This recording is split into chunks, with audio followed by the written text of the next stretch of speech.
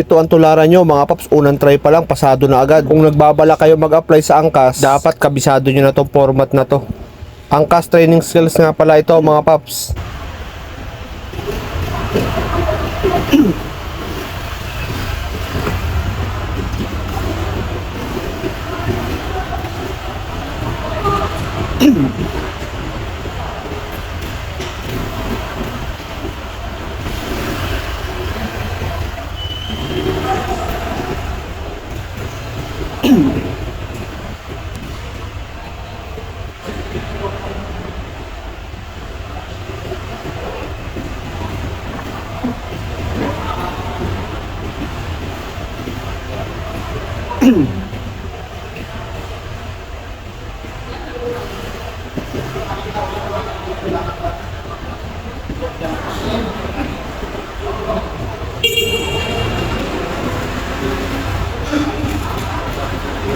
O di ba nakita nyo naman parang hindi naman siya nahirapan. Siguro dahil talagang pinagandaan niya itong mabuti. Kaya sa'yo paps, congrats!